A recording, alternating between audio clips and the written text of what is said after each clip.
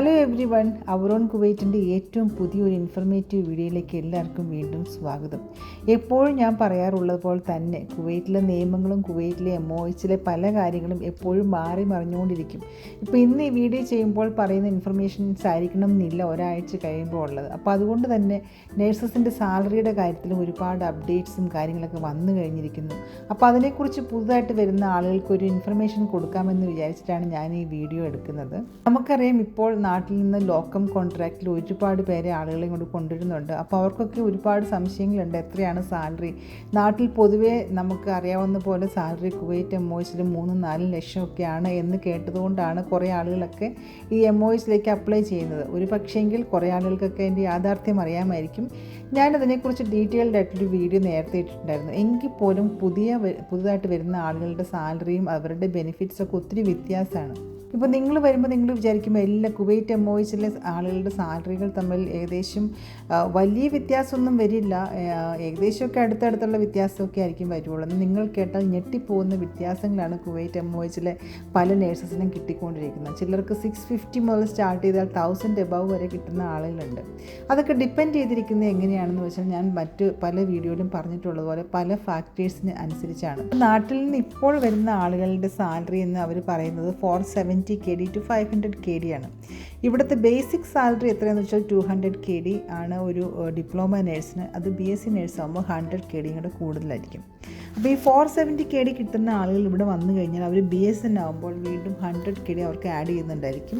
അതുപോലെ തന്നെ നാട്ടിൽ നിന്ന് റിക്രൂട്ട്മെൻറ്റ് ചെയ്ത് അവർ ഹോസ്റ്റലിലേക്ക് വരുമ്പോൾ അവർക്ക് ഇപ്പോൾ കൊടുക്കുന്ന ഒരു ബെനിഫിറ്റ് എന്താണെന്ന് വെച്ചാൽ, നേരത്തെ അത് കൊടുക്കുന്നുണ്ടായിരുന്നില്ല. ഇപ്പോൾ ഹോസ്റ്റലിലുണ്ടായിരുന്ന ആളുകൾ പുറത്തേക്ക് മാറി താമസിക്കുകയാണെങ്കിൽ പ്രത്യേകിച്ച് അലവൻസ് ഒന്നും കൊടുക്കുന്നുണ്ടായിരുന്നില്ല. പക്ഷേ ഇപ്പോൾ വരുന്ന ആളുകൾക്ക് അവർ കൊടുക്കുന്നത് ഈ ഹോസ്റ്റലിൽ നിന്ന് മാറുവാണെങ്കിൽ 120 KD എക്സ്ട്രാ കിട്ടും. പിന്നെ അതിന് ശേഷം അവർ ഹോസ്പിറ്റലിലാണെങ്കിൽ വർക്ക് ചെയ്യുകയാണെങ്കിൽ അപ്പോൾ അവർക്ക് കിട്ടുന്ന സാലറി ഹോസ്പിറ്റൽ അലവൻസ് എന്ന് പറഞ്ഞ് സെപ്പറേറ്റ് അലവൻസ് ഉണ്ട്. അതുമാത്രമല്ല, അവർക്ക് ഹോസ്പിറ്റലിൽ ഗ്രേഡ് അനുസരിച്ച് A ഗ്രേഡ് ആണെങ്കിൽ അവർക്ക് 50 KD കൂടുതൽ കിട്ടുന്നതായിരിക്കും.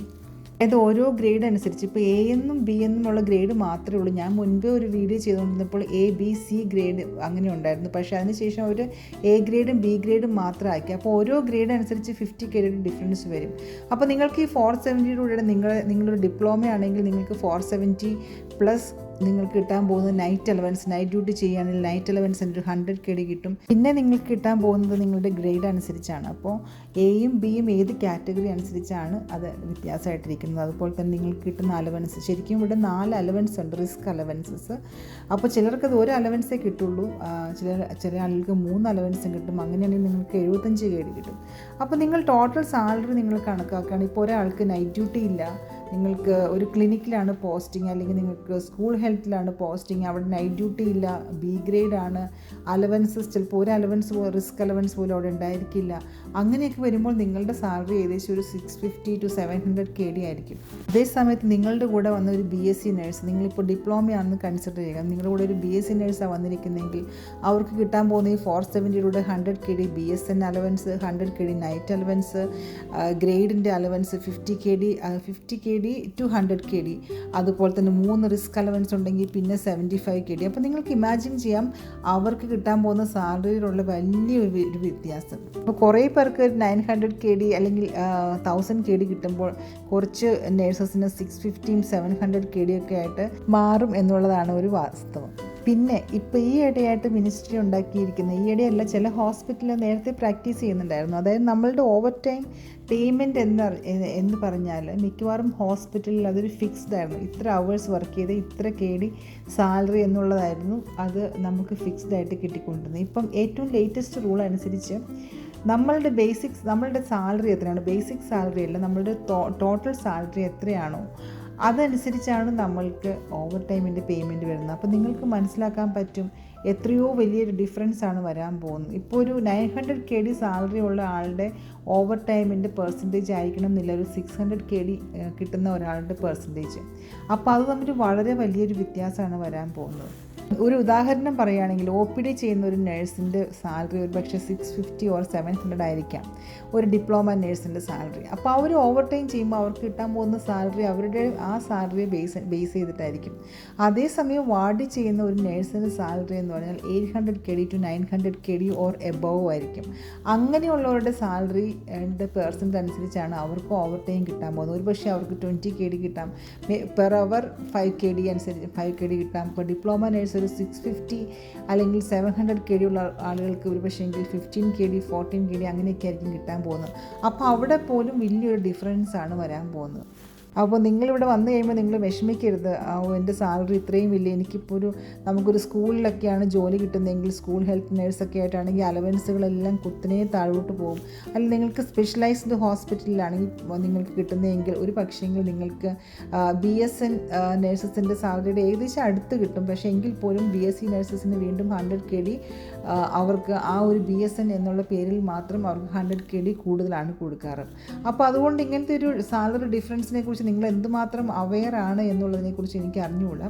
ഇവിടെ പിന്നെ 650 അല്ലെങ്കിൽ 700 KD സാലറി എന്ന് പറഞ്ഞാൽ പ്രൈവറ്റ് ഹോസ്പിറ്റലുകളിൽ നാട്ടിൽ നിന്നും റിക്രൂട്ട്മെൻറ്റ് ചെയ്ത് കൊണ്ടുവരുന്ന ആളുകൾക്ക് വളരെ റെയറായിട്ടാണ് കൊടുക്കാറുള്ളത്. അവർ മാക്സിമം ഒരു 480 500 KD ഒക്കെയാണ് നാട്ടിൽ നിന്നും റിക്രൂട്ട് ചെയ്ത് കൊണ്ടുവരുന്ന നഴ്സസിന് കൊടുക്കാറ്. അതേസമയം ഇവിടെ വർഷങ്ങളായിട്ട് നിന്ന് ഫാമിലി വിസയിലൊക്കെ നിന്ന് കുറേ എക്സ്പീരിയൻസ് ഒക്കെ ആയിക്കഴിഞ്ഞതിന് ശേഷം ഇവിടെ പ്രൈവറ്റ് ഹോസ്പിറ്റലിൽ നല്ല സാലറി കൊടുക്കുന്ന പ്രൈവറ്റ് ഹോസ്പിറ്റൽസ് ഉണ്ട്. അത് അവരുടെ സാലറിയെ ഡിപ്പെൻഡ് ചെയ്യും, അവരുടെ എക്സ്പീരിയൻസിനെ ഡിപ്പെൻഡ് ചെയ്യും. അങ്ങനെ പല ഫാക്ടേഴ്സിനും ഡിപ്പെൻഡ് ചെയ്ത് ഈ 650 700 KD സാലറിയേക്കാളും കൂടുതൽ സാലറി കൊടുക്കുന്ന പ്രൈവറ്റ് ഹോസ്പിറ്റൽസ് ഉണ്ട്. പക്ഷേ എന്താ അവിടെ ഒരു പ്രോബ്ലം എന്താണെന്ന് വെച്ചാൽ ഒരു പക്ഷേ മിനിസ്ട്രിയിൽ കിട്ടുന്ന ഒരു ബെനിഫിറ്റ്സും കാര്യങ്ങളും അല്ലെങ്കിൽ പബ്ലിക് ഹോളിഡേയ്സ്, ഡ്യൂട്ടി അവേഴ്സ് അതൊന്നും ഫിക്സ്ഡ് ആയിരിക്കണം എന്നില്ല. അങ്ങനെ പല കാര്യങ്ങളും അവിടെ വ്യത്യാസം ഉണ്ടായിരിക്കും. അതുകൊണ്ടാണ് മിക്ക ആളുകളും MOH അങ്ങനെ അല്ലെങ്കിൽ ഗവൺമെൻറ് സ്ഥാപനങ്ങൾ അവർ ചൂസ് ചെയ്യാൻ കാരണം. പിന്നെ ഇപ്പോൾ വരുന്ന ആളുകൾക്ക്, ഇപ്പം ലോക്കമിൽ വരുന്ന ആളുകൾക്ക് വേറൊരു ഇതെന്താണെന്ന് വെച്ചാൽ നേരത്തെ മിനിസ്ട്രി ഓഫ് ഹെൽത്തിൽ വർക്ക് ചെയ്യുന്ന നഴ്സസിൻ്റെ കോൺട്രാക്റ്റ് ഡിഫറൻ്റ് ആണ്. ഇപ്പോൾ പല കോൺട്രാക്റ്റും പല രീതിയിലാണ് അവർ സൈൻ ചെയ്യിപ്പിക്കുന്നത്. ഇപ്പോൾ ലോക്കം വരുന്ന ആളുകൾക്ക് അവർ അതായത് നമ്മളിവിടുന്ന് റിസൈൻ ചെയ്യുമ്പോൾ നമുക്ക് കിട്ടുന്ന ഇൻഡെംനിറ്റി എന്നുള്ള ഒരു ഓപ്ഷൻ അവർ കൊടുക്കുന്നില്ല. പക്ഷേ നേരത്തെ ആളുകളുടെ കോൺട്രാക്റ്റിൽ നമ്മളുടെ സാലറിയിൽ നിന്ന് ഇപ്പോൾ നാട്ടിൽ PF എന്നൊക്കെ പറയുന്ന പോലെ ഒരു എമൗണ്ട് അവർ കളക്ട് ചെയ്യുകയും നമ്മൾ പിരിഞ്ഞു പോകുമ്പോൾ നമ്മൾക്ക് റെസിഗ്നേഷൻ്റെ സമയത്ത് നമ്മൾക്കൊരു എമൗണ്ട് നമ്മളുടെ കയ്യിൽ കിട്ടുകയും ചെയ്യും. ഇപ്പോഴത്തെ പുതിയ കോൺട്രാക്റ്റിൽ അങ്ങനെ ഒരു ഓപ്ഷനില്ല.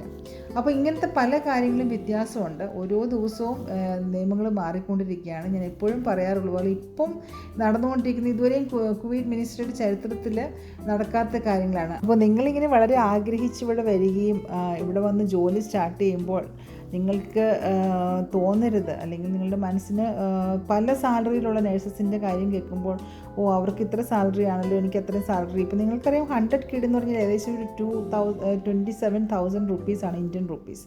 അപ്പോൾ അങ്ങനെ ഒരു 200 KD 300 KD ഡിഫറൻസ് വരുമ്പോഴത്തേക്കിനും വലിയ ഒരു മേജർ ഇന്ത്യൻ മണിയിലുള്ള ഡിഫറൻസാണ് വരാൻ പോകുന്നത്. അപ്പം അതൊക്കെ നിങ്ങൾ കൺസിഡർ ചെയ്യുക, അറിഞ്ഞിരിക്കുക. ഇപ്പോൾ ഞാൻ എപ്പോഴും പറയാറുള്ളത് പോലെ കുവൈറ്റ് എന്ന് പറയുന്നത് ഒരു നാട്ടിൽ നിൽക്കുന്നതിനേക്കാളും തീർച്ചയായിട്ടും ബെറ്ററായിട്ടുള്ളൊരു ഓപ്ഷൻ തന്നെയാണ്. പിന്നെ പല റെസ്ട്രിക്ഷൻസ് ഉണ്ട്, ഫാമിലിയെ കൊണ്ടുവരുന്നതിനും കാര്യങ്ങളൊക്കെ നിയമങ്ങൾ എപ്പോഴും മാറി മറിഞ്ഞിരിക്കുന്നു. അതുകൊണ്ട് ആ കാര്യങ്ങളൊക്കെ അത് അങ്ങനെ തന്നെ നിലനിൽക്കുന്നു. ഇതുവരെയും വേറെ അപ്ഡേഷനൊന്നും ആ കാര്യത്തിൽ വന്നിട്ടില്ല. പക്ഷേ സാലറിയുടെ കാര്യത്തിൽ ആലോചിക്കുമ്പോൾ നിങ്ങൾ ഈ കാര്യങ്ങളൊക്കെ മനസ്സിൽ വയ്ക്കുക. Thank you for watching.